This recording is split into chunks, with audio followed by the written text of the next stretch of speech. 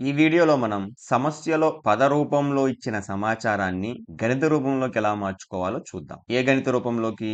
బీజీయ సమాసం రూపంలోకి మార్చుకోవాలి. ఇప్పుడు దీన్ని కొన్ని ఉదాహరణలతో తెలుసుకుందాం. మొదటి ఉదాహరణ. -7 మరియు xను 8 సార్లు గుణించగా వచ్చు ఫలితాల మొత్తం. అంటే ముందుగా ఏమిచ్చారు మనకి? -7 ఇచ్చారు. ఆ తర్వాత xను 8 సార్లు గుణిస్తే వచ్చే ఫలితం ఏంటి? 8 ఇంటూ ఎక్సే కదా!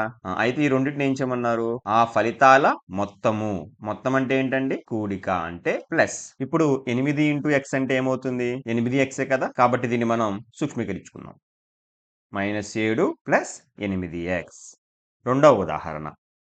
-3ను xతో గుణించగా వచ్చు ఫలితం తీసుకొని దానికి 1 కలపండి. ముందు మనం ఏం తీసుకోవాలి? -3 ఇంటూ ఎక్స్ దానికి 1 కలపండి. అంటే 1 తీసుకున్నాను. ఈ రెండిటికి ఏం చేయాలంటే కలపాలి. కలపడం అన్నా కూడా కూడికే. కాబట్టి ప్లస్ గుర్తు పెట్టుకోవాలి. -3 ఇంటూ ఎక్స్ అంటే -3x ప్లస్ 1. ఇదే మనకు కావాల్సిన బీజీయ సమాసం. మూడవ ఉదాహరణ. -6కు -1 మరియు xల గుణకారాన్ని కలుపుము. అంటే ముందుగా మనం -6 తీసుకోవాలి. మరొకటేంటి?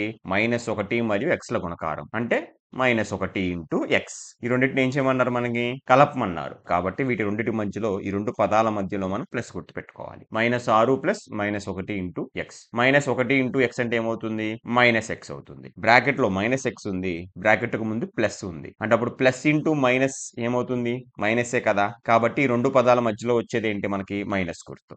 కాబట్టి ఇది సూక్ష్మీకరిస్తే -6 x అవుతుంది.